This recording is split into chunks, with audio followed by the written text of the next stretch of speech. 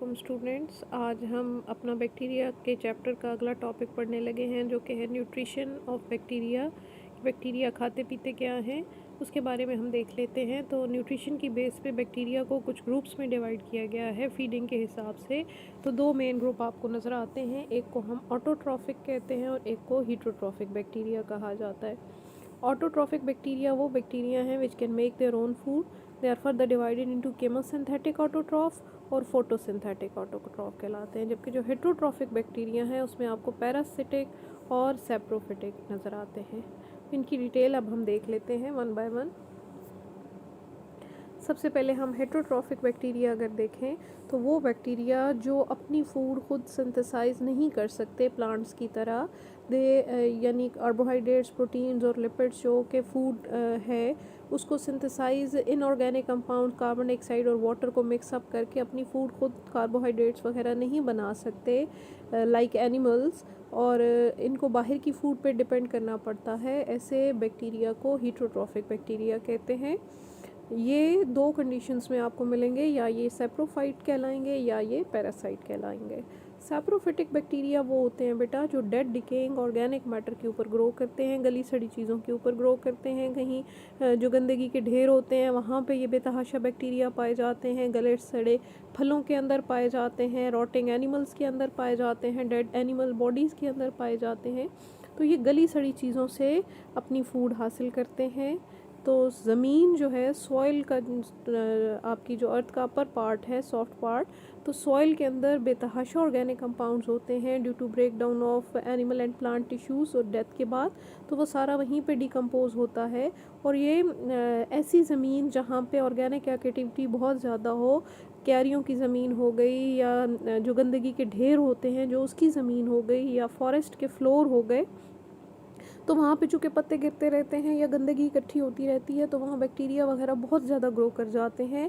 ऐसी सॉइल स्याही माइल हो जाती है, ब्लैकिश हो जाती है और रिच इन ऑर्गेनिक कंपाउंड्स होती है और रिच इन बैक्टीरिया होती है। ऐसी सॉइल को ह्यूमस कहते हैं, यानी वो सॉइल जो partial decay of plants and animals के नतीजे में वो सॉइल जो मटेरियल वजूद में आता है, यानी नीम पार्शियल कहते हैं हाफ, तो हाफ गली सड़ी चीज़ें जब ये अभी ये गलने सड़ने का प्रोसेस कंप्लीट नहीं हुआ होता है, क्योंकि जब मुकम्मल डिके हो जाता है तो जो ऑर्गेनिक मैटर है वो कम्प्लीटली इनऑर्गेनिक फॉस्फेट्स नाइट्रेट्स में कन्वर्ट होकर ज़मीन का हिस्सा बन जाता है। तो उस सॉइल में आपको ब्लैक कलर नज़र नहीं आता। लेकिन जहाँ पार्शियल डिके हो, जहाँ बैक्टीरियल एक्टिविटी बहुत ज़्यादा हो, तो वो जो मिट्टी है वहाँ जो गंदगी है वो ह्यूमस कहलाएगी। तो हेटरोट्रॉफिक बैक्टीरिया ह्यूमस के अंदर ग्रो करते हैं, ठीक है। और अब वो बैक्टीरिया जो ऐसी सॉइल में ग्रो करते हैं उनके पास एंजाइम्स मौजूद हैं जो उस ऑर्गेनिक मैटर को ब्रेक डाउन कर सकते हैं, ठीक है। सॉइल में रहने वाले वो बैक्टीरिया, ये माइलेजेस होते हैं, प्रोटीएजेस होते हैं, ये सारे एंजाइम्स जो हैं ये बाहर के जो ऑर्गेनिक कंपाउंड्स हैं उनको ब्रेक डाउन करते हैं और फिर ये बैक्टीरिया उसको यूटिलाइज़ कर लेते हैं as a source of energy. दूसरी कैटेगरी थी पैरासिटिक बैक्टीरिया। ये वो बैक्टीरिया हैं जो दूसरे लिविंग होस्ट के अंदर रहते हैं। ये बीमारियां फैलाने वाले बैक्टीरिया हैं, ग्राम पॉजिटिव ग्राम नेगेटिव, जो हमें खांसी ज़ुकाम या अक्सर आपको निमोनिया हो गया, टीबी हो गया, तो बहुत सारे बैक्टीरिया हैं जो बहुत सारी डिजीज़ेस काज करते हैं एनिमल्स के अंदर, प्लांट्स के अंदर। तो पैरासिटिक बैक्टीरिया वो बैक्टीरिया हैं विच लिव इन और on the body of their living host. इनका होस्ट का ज़िंदा होना ज़रूरी है, जबकि ये डेड डिकेइंग मैटर को खाते हैं। तो ये तो थे हेटरोट्रॉफिक बैक्टीरिया। दूसरी टाइप पे आ जाए तो दूसरी टाइप है बेटा autotrophic bacteria. Autotroph bacteria just like plants, they can make their own food. ये सिंपल इनऑर्गेनिक सब्सटेंसेस को, कार्बन डाइऑक्साइड को, हाइड्रोजन सल्फाइड को या वाटर को, इनको इस्तेमाल करके तो ये they can make their own food. अब डिपेंड करता है कि ये जिस इन्वायरमेंट में रहते हैं, अगर वहाँ ऑक्सीजन और वाटर अवेलेबल है तो उनको इस्तेमाल करेंगे, अगर वाटर अवेलेबल नहीं है तो मार्शी एरियाज़ में है तो हाइड्रोजन सल्फाइड को इस्तेमाल करेंगे। तो इट डिपेंड्स कि वो किस जगह पे पाए जाते हैं, खुले पानियों में पाए जाते हैं, पानी वाली जगह पे पाए जाते हैं, या मार्शी एरिया में पाए जाते हैं जहाँ वाटर नहीं है बल्कि हाइड्रोजन सल्फाइड बहुत ज़्यादा अवेलेबल है। तो ये हर तरह के आपको ऑटोट्रॉफिक बैक्टीरिया जो अपनी फूड खुद बना सकते हैं, सर्वाइवल के लिए बाहर की फूड पे, डेड डिकेइंग मैटर पे या होस्ट पे डिपेंडेंट नहीं होते, ये ऑटोट्रॉफिक बैक्टीरिया कहलाते हैं। इनकी भी आगे से दो कैटेगरीज हैं, एक को फोटोसिंथेटिक ऑटोट्रॉफ कहते हैं अब नाम से ही पता चल रहा है, फोटोसिंथेटिक का मतलब लाइट को इस्तेमाल, फोटो मीन लाइट, लाइट को, सनलाइट को इस्तेमाल करके अपनी फूड बनाना। तो वो autotrophs which can make their food by using solar energy. Chlorophyll मौजूद होगा इनके पास, एक ख़ास केमिकल है जो प्लांट्स के पास भी है, और इसी केमिकल की मौजूदगी में प्लांट्स अपनी फूड सिंथेसाइज करते हैं। तो इनके पास भी केमिकल्स मौजूद हैं, ठीक है।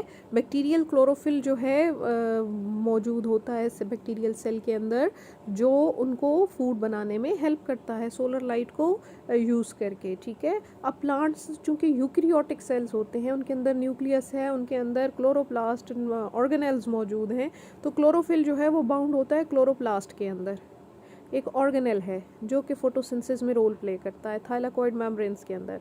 जबकि बैक्टीरिया तो प्रोकैरियोटिक सेल है, इनके अंदर तो कोई मेम्ब्रेन बाउंडेड ऑर्गेनेल नहीं है, इसलिए इनका जो क्लोरोफिल है वो केमिकल उनके साइटोप्लाज्म में डिसॉल्व होता है, डिस्पर्स होता है, तो इनके साइटोप्लाज्म के अंदर ही फोटोसिंथेसिस हो रही होती है, ठीक है। और फोटोसिंथेसिस में ये क्या करते हैं, ये वाटर की जगह पे, यानी CO2 plus H2O gives us C6H12O6, ये तो नॉर्मल फोटोसिंथेसिस की इक्वेशन है।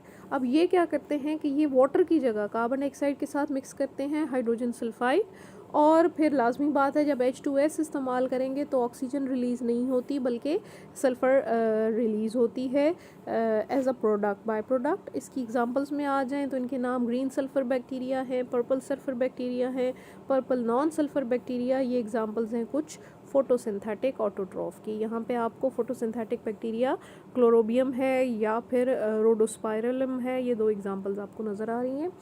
नेक्स्ट अगर देखें तो यहाँ पे सेकंड टाइप आ जाती है नाइट्रीफाइंग बैक्टीरिया या केमोसिंथेटिक ऑटोट्रॉफ कहलाते हैं। ये भी ऑटोट्रॉफ हैं, ये अपनी फूड बना सकते हैं, बट लाइट इनके लिए ज़रूरी नहीं है, चाहे लाइट हो चाहे लाइट ना हो, डार्कनेस में हो, ये अपनी फूड सिंथेसाइज कर सकते हैं केमिकल्स को यूटिलाइज करके, नॉट लाइट।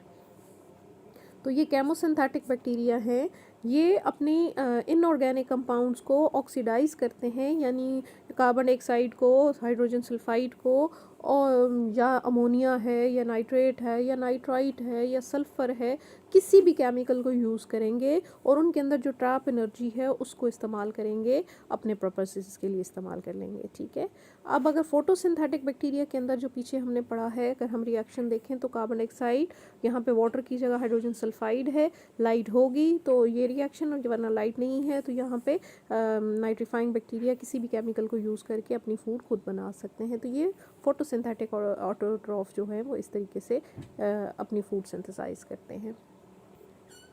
यहाँ पे आपको केमोसिंथेटिक ऑटोट्रॉफ नज़र आ रहे हैं, नाइट्रोसोमोनस है और थियोबैसिलस है। तो ये मुख्तलिफ एग्ज़ाम्पल्स हैं। यहाँ पे कीमो ऑटोट्रॉफ्स की अगर हम एग्ज़ाम्पल देखें तो ये कार्बन को इस्तेमाल करते हैं एज अ सोर्स, और उसमें कार्बन डाइऑक्साइड है, ये ऑर्गेनिक कंपाउंड्स हैं। इसमें दो कंपोनेंट में क्लासिफिकेशन में डिवाइड हैं, कीमो हेटरोट्रॉफ्स और कीमो ऑटोट्रॉफ्स। ऑटोट्रॉफ्स तो वो हैं जो इन केमिकल्स को इस्तेमाल करते हैं और अपनी फूड खुद बना लेते हैं। कीमो हेटरोट्रॉफ्स क्या हैं कि वो अपनी जो है वो ज़रूरियात जो हैं वो दूसरे ऑर्गेनिज़म से पूरी करते हैं, ठीक है। तो यहाँ पे एंड पे आपके पास बैक्टीरिया भी इसमें आ जाते हैं, केमो हेटरोट्रॉफ में प्रोटोजोन्स भी आ जाते हैं, एनिमल्स भी शामिल हैं, ठीक है। और अगर ऑक्सीजन को इस्तेमाल नहीं कर रहे हैं, ऑक्सीजन नहीं लिबरेट हो रही है, तो फर्मेंटेशन का प्रोसेस आ जाएगा, या फिर यहाँ पे कुछ बैक्टीरिया है, क्लॉस्ट्रीडियम हो गया या स्ट्रेप्टोकोकस बैक्टीरिया हो गया, तो ये केमो हेटरोट्रॉफ्स कहलाते हैं, लेकिन they are not utilizing oxygen. ये बेटा यहाँ पे एक चार्ट है न्यूट्रिशनल टाइप ऑफ बैक्टीरिया का, डिटेल में आपको बता दिया गया है कि दो तरह के बैक्टीरिया इस्तेमाल करते हैं as a source of energy, chemical यानी केमोट्रॉफ्स और लाइट फोटोसिंथेटिक, ठीक है। इनको फोटोट्रॉफ्स कहा जाता है। फोटोट्रॉफ्स में फिर हम आगे से दो देखते हैं कि ऑर्गेनिक कंपाउंड्स को एज अ सोर्स यूज़ कर रहे हैं या कार्बन डाइऑक्साइड को यूज़ कर रहे हैं। ऑर्गेनिक कंपाउंड्स को यूज़ करते हैं तो ये फोटो हीटोट्रॉफ्स कहलाते हैं। अगर कार्बन डाइऑक्साइड को एज अ सोर्स यूज़ कर रहे हैं कार्बन का, तो फोटो ऑटोट्रॉफ्स कहलाएंगे। इसमें वाटर इस्तेमाल करेंगे या वाटर इस्तेमाल नहीं करेंगे। यानी H2S इस्तेमाल करेंगे, अगर हाइड्रोजन सल्फाइड इस्तेमाल कर रहे हैं तो आपके पास ये वाले बैक्टीरिया आ जाते हैं। और अगर oxygen carbon dioxide plus H2O इस्तेमाल कर रहे हैं तो फोटोसिंथेसिस नॉर्मल हो रही है। इसमें साइनोबैक्टीरिया तो शामिल है, नॉर्मल बैक्टीरिया इस ग्रुप में शामिल नहीं है। दूसरी तरफ आ जाएँ तो कीमोट्रॉफ्स हैं। यहाँ पे भी कार्बन डाइऑक्साइड को अगर कार्बन सोर्स के तौर पे यूज़ करें हैं तो कीमो ऑटोट्रॉफ कहलाएंगे, और अगर ऑर्गेनिक कंपाउंड को as a source of carbon इस्तेमाल करें हैं तो कीमो हेट्रोट्रॉफ कहलाते हैं। ठीक है, कीमो हेट्रोट्रॉफ में बैक्टीरिया भी कुछ शामिल हैं, फंजाई है, तमाम एनिमल्स वगैरह शामिल हैं। और कीमो ऑटोट्रॉफ के अंदर जो है वो हाइड्रोजन, सल्फ़र और इन सब्सटेंसेस को इस्तेमाल करके अपनी एनर्जी प्रोड्यूस करते हैं। अगर वो ऑक्सीजन को इस्तेमाल नहीं कर रहे या प्रोड्यूस नहीं कर रहे तो यहाँ पे आपके पास ये दो ग्रुप्स बन जाते हैं। इसमें भी वही फर्मेंटेशन आ जाती है और क्लॉस्ट्रीडियम वगैरह इसकी एग्जांपल में आ जाते हैं। तो ये सारा था अबाउट न्यूट्रिशन इन बैक्टीरिया, ये आपने टाइप्स याद करनी है। नेक्स्ट जो आपका टॉपिक है वो है respiration of bacteria. Bacteria respire कैसे करते हैं? अब रेस्पायरेशन होती है दो लेवल पे बेटा। एक तो होती है कि जिसमें हम एक्सचेंज ऑफ गैसेस करते हैं, ऑक्सीजन अंदर जाती है, कार्बन डाइऑक्साइड बाहर आती है, इसको भी रेस्पायरेशन कहते हैं ऑर्गेनिज्मिक लेवल पे। एक होती है रेस्पायरेशन की जिसमें ऑर्गेनिक सब्सटेंसेस का ब्रेक डाउन होता है, यानी जो कुछ आपने खाया पिया है इन द प्रेजेंस ऑफ ऑक्सीजन, अगर वो ब्रेक डाउन हो रहा है, उसकी ऑक्सीडेशन हो रही है और उसमें मौजूद जो ATP हैं वो रिलीज़ हो रहे हैं, तो उसको सेलुलर रेस्पायरेशन कहते हैं। बैक्टीरिया में दोनों तरह की रेस्पिरेशन एक ही सेल के अंदर हो रही है, यानी ऑक्सीजन का अंदर आना और कार्बन डाइऑक्साइड का बाहर जाना, ये भी हो रही है, यानी एक्सचेंज ऑफ गैसेस जिसको हम ब्रीदिंग भी कहते हैं। दूसरा, यहाँ पे उसी ऑक्सीजन को यूज़ करके अपनी एनर्जी को उस फूड के अंदर से एनर्जी, जो फूड उन्होंने बनाई है या वो फूड उन्होंने ऑब्टेन की है, जो कुछ खाया पिया है, उसकी ब्रेक डाउन की जाती है by the process. Complicated process हैं जिसमें ग्लाइकोलिसिस है, उसके बाद उसको अगर क्रेब्स साइकिल में एंटर हो जाते हैं, अगर ऑक्सीजन अवेलेबल होगी तो ये चल पड़ेगा साइकिल, ऑक्सीजन नहीं होगी तो फर्मेंटेशन का प्रोसेस शुरू हो जाता है जिसमें लैक्टिक एसिड फर्मेंटेशन है या इथेनोलिक फर्मेंटेशन आ जाती है। तो रेस्पिरेशन जो है that is a break down of complex organic substances into simple inorganic substances in the presence or absence of oxygen and the release of energy in the form of ATP। इसमें ATP produce होते हैं जिसको फिर कोई भी organism, चाहे वो bacteria हो या कोई और ऑर्गेनिज्म हो, वो उस एनर्जी को अपने फंक्शंस के लिए यूटिलाइज कर सकता। तो ये प्रोसेस असल रेस्पिरेशन ये है। ठीक है, breakdown of complex organic substances in the presence or absence of oxygen to obtain the energy stored in the complex organic substances। इनके अंदर जो एनर्जी बॉन्ड की शक्ल में थी उसको ATP में कन्वर्ट कर लेना और इस ATP को फर्दर अपने फंक्शंस के लिए यूज़ करना, ये रेस्पिरेशन है। तो हम बैक्टीरिया में देख लेते हैं कि रेस्पिरेटरी बेस पे बैक्टीरिया को दो ग्रुप्स में डिवाइड किया गया है, एरोबिक बैक्टीरिया और एनएरोबिक बैक्टीरिया। एरोबिक बैक्टीरिया बेटा वो बैक्टीरिया होते हैं जिनको ऑक्सीजन चाहिए होती है for break down of their food.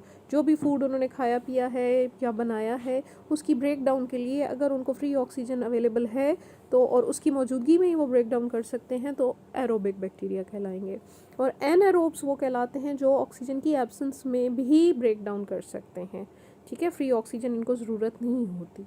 अब इसकी आगे से फिर दो टाइप्स हैं, ऑब्लिगेट एनारोब्स या फैकल्टेटिव एनारोब्स कहलाते हैं। ऑब्लिगेट एनारोब्स वो होते हैं जो किसी सूरत भी ऑक्सीजन की मौजूदगी में सर्वाइव नहीं करते, यानी they require complete absence of oxygen. Oxygen होगी वो ऑक्सीजन के लिए जहर का काम करेगी। जबकि फैकल्टेटिव वो होते हैं, फैकल्टेटिव का लफ्ज़ याद रख लें कि ये येस नो दोनों कंडीशंस। ठीक है, ऑब्लिगेट ओनली नो कंडीशन, यानी सिर्फ एक ही कंडीशन में सर्वाइव करते हैं, इन द एब्सेंस ऑफ ऑक्सीजन।